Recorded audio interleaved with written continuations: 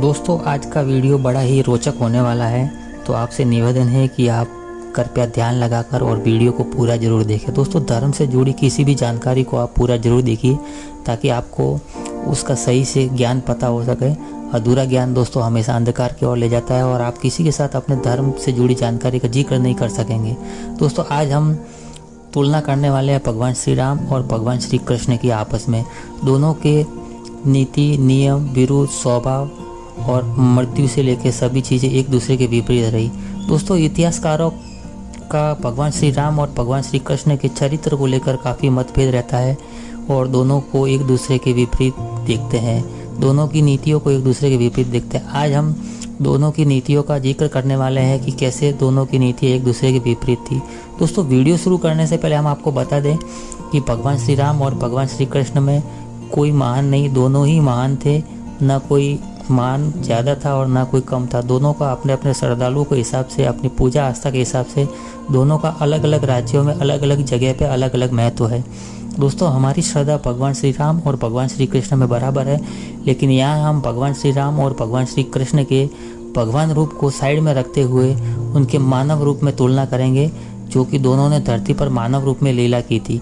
दोस्तों वीडियो शुरू करने से पहले हम आपको एक चीज़ बता देते हैं कि हमारा वीडियो बनाने का मकसद किसी की भावनाओं का ठेस पहुंचाना नहीं है, लेकिन दोनों की मानव रूपी लीलाओं का यहाँ पे अलग अलग तरीके से हम लोग जिक्र करने वाले हैं और यहाँ पे हम मानव रूपी लीलाओं का जिक्र करके आपको बताना चाहते हैं कि दोनों ने कैसे एक दूसरे के विपरीत जन्म से लेकर मृत्यु तक नीतियाँ और युद्ध कौशल अपनाए और अपना चरित्र दोनों के एक दूसरे के विपरीत रहा। दोस्तों भगवान श्री राम के जैसा पति हर पत्नी चाहती है और भगवान श्री राम के जैसा बेटा हर कोई पिता चाहता है, लेकिन भगवान श्री कृष्ण के जैसा बेटा कोई नहीं चाहेगा और भगवान श्री कृष्ण के जैसा पति कोई भी पत्नी नहीं चाहेगी। दोस्तों यहाँ हम बात करते हैं केवल उनके स्वभाव की, ना कि भगवान रूप की। तो दोस्तों भगवान श्री राम बचपन से ही काफ़ी अपने माता पिता के आज्ञाकारी पुत्र रहे और अपनी पत्नी के प्रति भी काफ़ी निष्ठावान रहे। उसके विपरीत दोस्तों भगवान श्री कृष्ण काफ़ी नटखट और चंचल स्वभाव के रहे, जो अपने माता पिता को काफ़ी परेशान करते थे। और शादी के लिए और पत्नी के लिए देखा जाए तो दोस्तों भगवान श्री कृष्ण ने कई लीलाएं रची और कई गोपियों के साथ रास रचाए और कई पत्नियों के साथ शादी किया। तो चलिए दोस्तों हम एक एक करके आपको भगवान श्री राम और भगवान श्री कृष्ण की अलग अलग नीतियों के बारे में और अलग अलग व्यवहार के बारे में बताते हैं। दोस्तों भगवान श्री राम की पत्नी का हरण हो जाता है, माता सीता का हरण रावण करके ले जाता है और वो युद्ध करके और अपने पत्नी को वापस छुड़ा के और अपनी पत्नी माता सीता के साथ वो रहते हैं। उसके विपरीत दोस्तों भगवान श्री कृष्ण खुद ही रुक्म की बहन रुक्मणी का हरण करके ले जाते हैं और उनके साथ प्रेम विवाह रच देते हैं। दोस्तों बात उस समय की है जब माता रुक्मणी का विवाह उनका भाई रुक्म जरासंध के साथ करना चाहता था, लेकिन माता रुक्मणी चाहती थी कि उनका विवाह भगवान श्री कृष्ण के साथ हो। अंततः परेशान होकर वह भगवान श्री कृष्ण से कहती है कि मुझे यहाँ से उठा कर ले जाओ, और भगवान श्री कृष्ण रुक्मणी का हरण कर लेते हैं और गंधर्व रीति के साथ उनका रीति रिवाज से उनका साथ वो प्रेम विवाह कर देते हैं। दोस्तों भगवान श्री राम का विवाह रघुकुल के हिसाब से, जो एक रघुकुल या राजपूती परंपरा के हिसाब से हुआ, लेकिन भगवान श्री कृष्ण ने सारे विवाह गंधर्व रीति के हिसाब से किए, जो एक तरह से प्रेम विवाह थे। दोस्तों भगवान श्री कृष्ण का जन्म रात के 12 बजे हुआ जब घटाटोप अंधेरा था, जबकि भगवान श्री राम का जन्म दिन के 12 बजे हुआ जो मंगलमय दिन और रोशनी ही रोशनी थी। दोस्तों भगवान श्री राम घर को छोड़कर 14 साल के लिए वन में भटकते रहे और उन्हें वन में रहकर पापियों का संहार करते रहे, जबकि भगवान श्री कृष्ण अपने माँ बाप को 14 साल के लिए जेल में छोड़ दिया और खुद राजमहलों में रहे।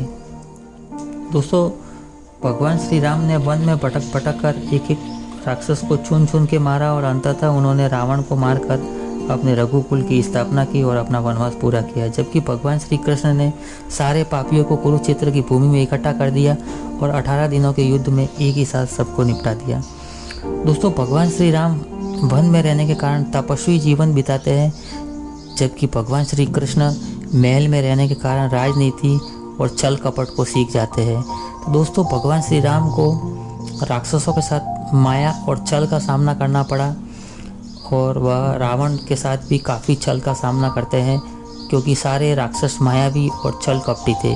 जबकि भगवान श्री कृष्ण ने स्टार्ट से अपनी नीति में ही छल को शामिल कर दिया। उन्होंने सभी पापियों को छल और कपट से और धोखे से मारा था। दोस्तों भगवान श्री राम के साथ उनके सभी भाई 24 घंटे हमेशा उनके साथ रहते थे और मृत्यु तक उनका साथ दिया।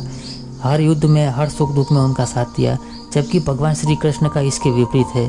जब दोस्तों महाभारत के युद्ध की घोषणा हुई, तब भगवान श्री कृष्ण के भाई बलराम काफ़ी चिंतित हो गए और वह नहीं चाहते थे कि यह महाभारत का युद्ध हो, क्योंकि वह कौरवों और पांडवों दोनों को बराबर प्रेम करते थे और वह जानते थे कि दोनों ही बराबर, दोनों ने ही उनसे शिक्षा ली थी और दोनों को वह अपना चेला मानते थे या अपना शिष्य मानते थे।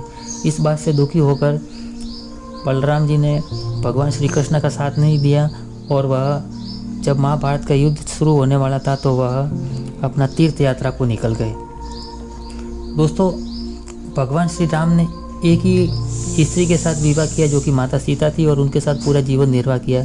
जबकि भगवान श्री कृष्ण ने कई रानियों के साथ विवाह रचाया और कहते हैं कि 16,000 गोपियों के साथ भी उन्होंने विवाह किया था। दोस्तों भगवान श्री कृष्ण ने जब 16,000 राजकन्याओं को मुक्त करवाया था तो वो राजकन्या काफ़ी परेशान थी और उस ज़माने में जो भी स्त्री का हरण हो जाता उसके साथ कोई विवाह करने के लिए तैयार नहीं होता था।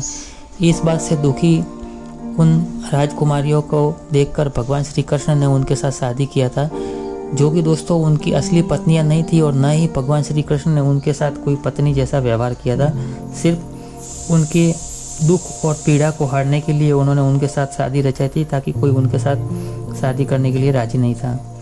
दोस्तों भगवान श्री कृष्ण जन्म से ही अपने माँ बाप को छोड़ के महलों का सुख भोगते हैं और भगवान श्री राम अपने माँ बाप को महलों में छोड़ के वनवास में जाते हैं। दोस्तों एक किस्सा आता है कि जब भगवान श्री कृष्ण 14 साल के बाद कंस को मार के अपने माँ बाप को जेल में जो बंद थे उन्हें आज़ाद करवाते हैं, तो उनकी माँ और उनके पिता उनसे पूछ बैठते हैं कि बेटा तुम तो भगवान थे, तुम तो स्वयं भगवान के रूप थे, तो आपने हमें जेल से आज़ाद करने और कंस को मारने में 14 साल का समय क्यों लगाया।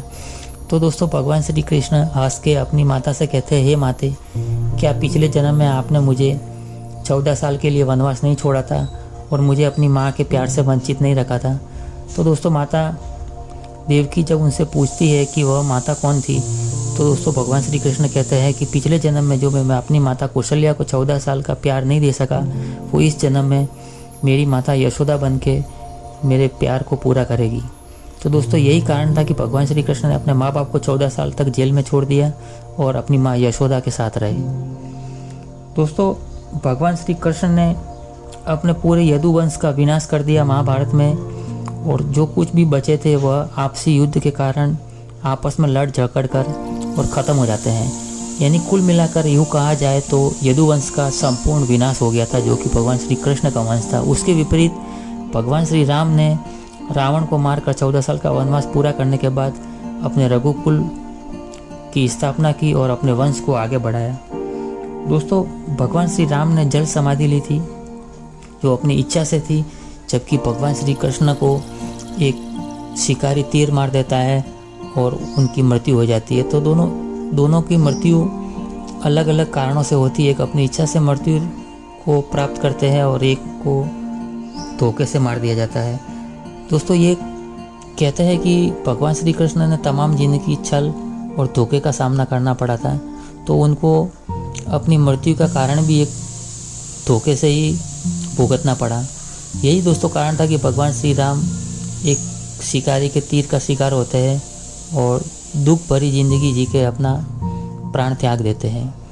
तो दोस्तों आशा करता हूँ आपको भगवान श्री राम और भगवान श्री कृष्ण की ये प्रसंग आपको बहुत पसंद आया होगा। अगर दोस्तों आपको प्रसंग पसंद आता है तो वीडियो को लाइक ज़रूर करें, ताकि काफ़ी लोगों तक ये वीडियो पहुंच सके और सब लोग हमारे प्रिय भगवान श्री राम और प्रिय भगवान श्री कृष्ण की लीलाओं को जान सके।